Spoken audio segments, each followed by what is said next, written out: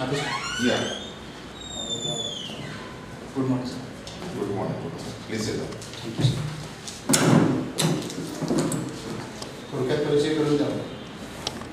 Sir मी आता मुक्कामपूर शाळा दाखवून तालुका अर्धापूर जिल्हा नांदेड इथून आलो. माझी 10वी मातृश्री माध्यमिक विद्यालय अर्धापूर आणि माझी 12वी यशवंतराव महाविद्यालय नांदेड इथून आणि माझी डिग्री BCom YCM मुक्त विद्यापीठातून झालेली आहे.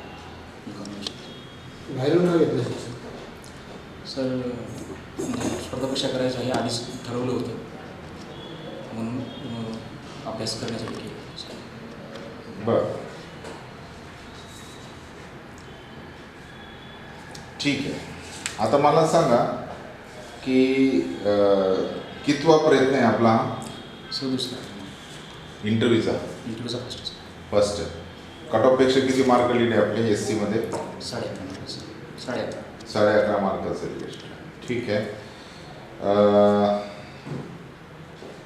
SC सध्या आरक्षण जे आहे, आरक्षणाचा जर विचार केला तर भारताला युनिफॉर्म सिव्हिल कोड आणि आरक्षण याच्यामध्ये काहीतरी सामंजस्य होईल का? युनिफॉर्म सिव्हिल कोड आल्याने, समान नागरी कायदा आल्याने आरक्षणावर गदा येईल का? नाही सर. आरक्षणाचा आणि सिव्हिल कोड ते सांगा ना मला. आरक्षण आणि सिव्हिल कोड यामध्ये सर काही असा संबंध नाही.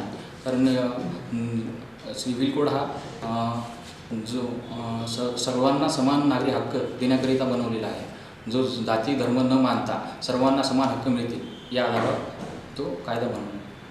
बरं, कौटुंबिक पार्श्वभूमी काय आपली? सर माझी घरी आई पारंपरिक व्यवसाय आहे. कोणता? गुडकाम, जे विणकाम दरोडे किंवा टोपल्या बनवायची. आणि भाऊ स्कूल बस ड्रायव्हर आहे. वडील? सिंगल पॅरेंट आहे. ठीक आहे. तो पारंपरिक व्यवसायासाठी शासनाने एक महामंडळ स्थापन केलं, माहिती आहे काय त्याचं? महाराष्ट्र बांबू विकास मंडळ. महाराष्ट्र बांबू विकास मंडळ. कोणत्या मंत्रालयाच्या अंतर्गत येतं?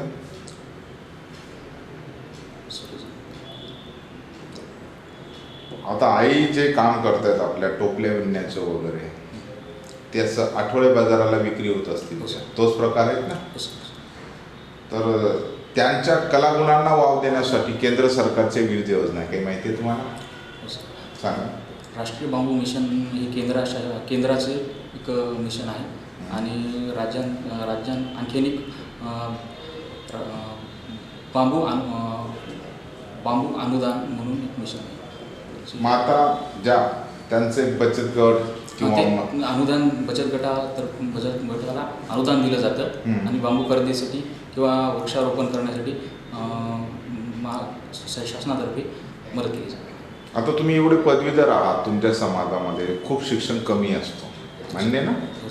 आता जे आहे तुमचं गुरुड समाज जो आहे त्याच्यामध्ये खूप शिक्षण कमी असतं. त्याच्यात आपण उच्च शिक्षित झाला, समाजाचा जो पारंपरिक व्यवसाय त्याला मॉडर्नायझेशन करण्यासाठी आपण काय उपाययोजना कराल ते मला सांगा. सर अगोदर फायनान्शियल स्टेबल होण्यासाठी मी इकडे आलो. ना तुमच्या शिक्षणाचा फायदा तुमच्या समाजाला व्हावा. आता शासनाच्या काही योजना असतात त्या अशिक्षित लोकांना माहिती नसतात. मग तुम्ही शिक्षित झाल्यामुळे समाजाला मॉडर्नाइज करण्यासाठी म्हणजे उद्योगाचं आधुनिकीकरण करणे, त्याला टेक्नॉलॉजीची जोड, आयात निर्यात धोरणाची जोड किंवा त्याला बाजारपेठ उपलब्ध करून देणे, अशा काही इनोव्हेटिव्ह गोष्टी तुमच्या डोक्यात आहेत का, हे मी प्रश्न होतो. सर ज्या वस्तीत त्या राहतात तिथं जाऊन जनजागृती करून जे सरकारच्या योजना आहेत त्याबद्दल त्यांना माहिती देईल. आणि त्यामध्ये नवनवीन जे उपक्रम, आता फक्त गुरुड व्यवसाय हा फक्त विणकामापुरता मर्यादित राहिलेला नाही. आपण जिथं बसलो होतो खुर्ची, टेबल किंवा डिझाईन किंवा शोभेच्या वस्तू अशा वेगवेगळ्या प्रकारच्या वस्तू बनवतात. याबद्दल त्यांना माहिती देईल आणि शासनाचे प्रशिक्षण केंद्र आहे ते त्यांना प्रशिक्षणासाठी त्याबद्दल माहिती देईल आणि तिथून ते प्रशिक्षित करून एक कौशल्यपूर्वक त्याच्यात हे करेल. आता कौशल्य विकास डिपार्टमेंट आहे शासनाचं. कोण मंत्री महोदय महाराष्ट्रामध्ये कौशल्य विकासचे? कौशल्य विकासचे मंत्री महोदय माहीत नाही? ठीक आहे. त्यांच्या अंतर्गत ट्रेनिंग प्रोग्राम चालतात, त्यांना स्टायपेंड दिले जातो, ट्रेनिंग दिली जाते, स्वयं सेल्फ एम्प्लॉयमेंट निर्माण करून दिला जातो. अशा गोष्टीबद्दल तुम्हाला माहिती आहे का काही? हो सर, तेच आता जसं सांगितलं त्याप्रमाणे सर की त्यांना 15 दिवसाचा किंवा महिन्याभराचा किंवा 6 महिने 2 मासे अशा बेसिसवर त्यांना नवीन नवीन जे आता शोधेच्या वस्तू किंवा रोजंदारी आता प्लास्टिकमुक्त भारत किंवा हे असे जे गोष्टी आहेत पर्यावरणपूरक त्यात वापर करण्यासाठी जे गोष्टी लागतात ते बनवण्यासाठी वेगवेगळे उपक्रम राबवले जातात शासनातर्फे. तर ते त्याची माहिती ठीक आहे. आता नांदेड जिल्ह्यामध्ये एक राजकीय बदल घडलेला आहे, तुम्ही पाहिला असेल. असं माजी मुख्यमंत्री हे भाजपामध्ये प्रवेश त्यांनी केला, याबद्दल तुमचं मत काय? त्यामुळे निश्चितच नांदेड जिल्ह्याला धक्का बसला आहे जनतेला, परंतु त्याची पॉझिटिव्ह बाजू बघता ते केंद्रात जातील आणि तिथून जिल्ह्याला चांगल्या प्रकारे फायदाच होईल, योजनांचा साठा इकडे येईल आणि निश्चितच नांदेड जिल्ह्याच्या आणखी विकासास हातभार लागेल. आता पक्षांतर बंदी कायदा असताना सुद्धा जास्तीत जास्त पक्षांतर होताना आपल्याला दिसतो, याकडे आपण कसे बघता? सर, विचारसरणी किंवा नेतृत्व यात मतभेद आणि त्यामुळे लोक बरं. किंवा ते पक्षांतर करत आहेत. आता राजकारणी आणि ब्युरोक्रॅट्स यांच्यात सामंजस्य करार असतो अलिखित, याकडे आपण कसे बघता?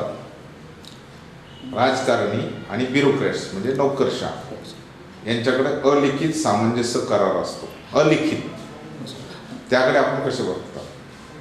असा करार असायलाच पाहिजे सर, कारण दोघं जे आहेत ते समाजाचे पायाभूत सुविधा देण्यासाठी एकत्र मिळून काम केले तर चांगल्या पद्धतीने काम करू शकतात. त्यांच्यात जर वाद राहिला तर बऱ्याच योजना किंवा विकास कामे त्या अडून राहू शकतात. तर दोघांनी मिळून जर सामाजिकपणाने काम केलं तर विकास. दोघांनी मिळून सामंजस्याने काय काम करतात ते आपल्याला माहिती आहे. योजना कशा पद्धतीने सामंजस्याने विभागणी करून घेतात असं म्हणायचं आहे का आपल्याला? नाही सर, चुकीचा अर्थ कळला, सॉरी सर, पण तसं मला म्हणायचं नव्हतं. मग ते काय म्हणायचं होतं? मला अर्थ असा विपरीत झाला की सामंजस्य करार असायलाच पाहिजे आणि ते दोघं मिळून व्यवस्थित योजना राबवून घेतात आणि आपलं व्यवस्थित सेटअप करून. नाही सर, सॉरी सर, मी वेगळ्या अर्थाने घेतलं होतं, बरोबर. पॉझिटिव्ह अर्थाने घेतलं होतं. मी पॉझिटिव्ह, त्यांच्याच दृष्टीने पॉझिटिव्ह अर्थाने घेतलं. सर, मी समाजाच्या दृष्टीने पॉझिटिव्ह होतो. ओके. तर मला वाटलं होतं की जे ब्युरोक्रेट्स असतात त्यांचे जे शिकलेले असतात भरपूर, त्यांचं नॉलेज वापरून त्याच्या योजनांमध्ये बऱ्यापैकी सुधार करू शकतात आणि सरकारला किंवा राजकारण्यांना चांगल्या पद्धतीने सल्ले देऊ शकतात आणि इम्प्लिमेंट करण्यासाठी चांगल्या पद्धतीने मदत करू शकतात. तर आणि त्यासाठी सरकारही पुढाकार घेऊन जर त्यांच्या हातात हात घालून जर काम करू लागलं तर निश्चितच समाजाचा विकास होईल. बरं, एक शेवटचा प्रश्न तुम्हाला. सध्या ग्रामीण भागामध्ये पोलीस खात्यापुढं कोणकोणती आव्हानं? ग्रामीण, कारण तुम्ही खेड्यातून आलेलं दिसतात. ग्रामीण भागात सर पोलिसांपुढील आव्हाने कोणती? सध्या बेरोजगारीचं प्रमाण वाढल्यामुळे चोरीचं प्रमाण वाढलेलं आहे आणि पोलिसांना ग्रामीण भागात बऱ्याच तक्रार लोक स्वतःहून पुढाकार घेत नाहीत तक्रारी द्यायला, कारण त्याच्यात एक भीती असते. तर त्यामुळे असं पोलीस प्रशासनाला स्वतः पुढाकार घ्यावा लागतो, त्यामुळे तिथे अडचणी उपलब्ध होतात आणि गुन्हेगारीचं प्रमाणही वाढतं आहे ग्रामीण भागात, लोक असाक्षर असल्यामुळे. बरं, ठीक आहे, बेस्ट लक. आपण feedback. Thank you sir, have a nice day sir.